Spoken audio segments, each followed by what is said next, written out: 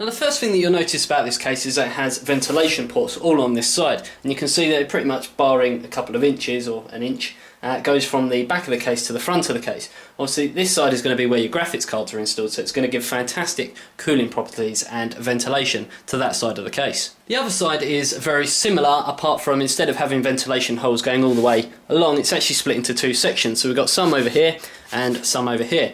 Now the actual area that these are based in, this will help with ventilation around the CPU cooler and the motherboard socket, and this one is actually close to where the hard drives and the power supply is, because the power supply is actually situated at the front of this case. And lastly, you will notice that there are ventilation holes on top, because underneath here is a huge 180mm fan. So it is essential to have ventilation all around this case, because it is quite small form factor, and the fact that sort of heat is going to be quite a problem with any case from any manufacturer of this size. Now taking a look at the front of the case, we can see that straight away it has some very unique design on it. I've always been a bit weirded out by small form factor cases because they don't look like your normal computer case. They always look like microwaves or something that's not a computer case, but this one does look quite nice indeed. You can see over this side that there's a metal power button.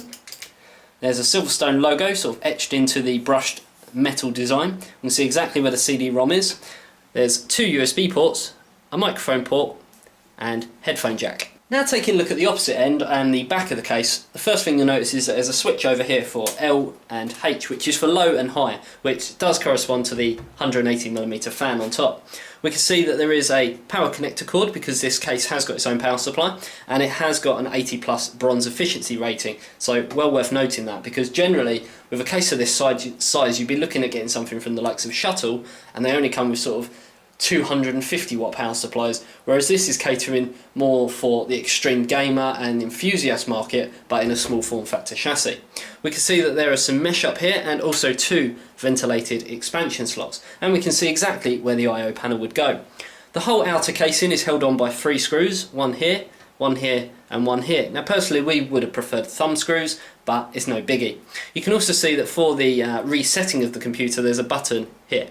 Now taking a look at the bottom of the case, we can see that we have 2 feet here which are made out of rubber. Now that's always helpful because it does help with anti-vibration properties. And we can see that there is a bit of ventilation here for the graphics cards or expansion cards. And towards the front end of the bottom of the case we can see that there is a dust filter here which is for the power supply. The power supply is situated at the front of the case and it does push the hot air down. So it is always handy to have something like this on a desk, which most people do tend to go for. Instead of putting it onto the floor, they end up putting cases like this on their desk because they don't really take up a lot of room and they're not very cumbersome. When you take the outer casing off of this case, which is just 3 screws, you will notice that there is a bundle of cables inside. Firstly, we have all the power supply leads. Now, even though you can exchange this power supply for your own one, because it does accept full-size power supplies, we don't recommend it because the leads that come supplied with this power supply are actually shortened leads, and if you did decide to change it for another power supply there will be a lot longer leads, which isn't going to help with airflow and ventilation.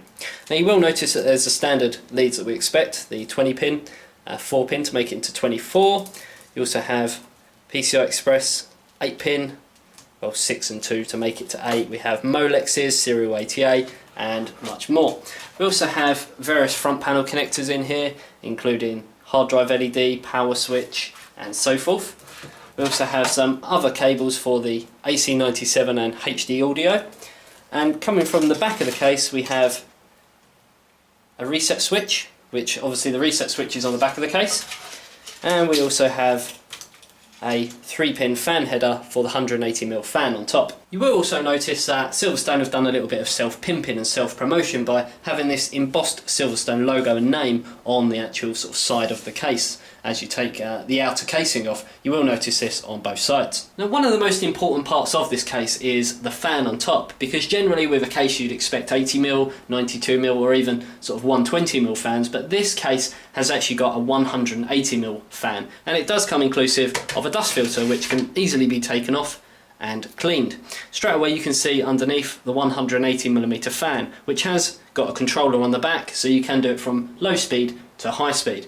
And I've got to admit it looks absolutely huge, but it is going to be very beneficial in cooling because it's going to push all of the cold air that it gets in from the top down onto the majority of the components. Just next to where the fan goes you can see that we have this sort of bracketed area which is suitable for adding in a CD-ROM, CD rewriter, DVD rewriter or whatever you so wish. And just below this is actually part of the hard drive bracket, so we can actually insert 3.5 inch hard drive or two 2.5 inch. So it is quite versatile with exactly what you can do. So you can have your CD-ROM on top, or you can actually take that bracket out completely and have a little bit more ventilation room. And it has got these little rubber mounts as well for easy installation. And just below that is where we'll find the SilverStone 600 watt power supply, which has got this sort of special cable in there that routes round up and along to the back of the case, where you can actually plug it into your mains. And it's quite a nice little idea, and with the power supply we can see that it has got the standard sort of honeycomb design,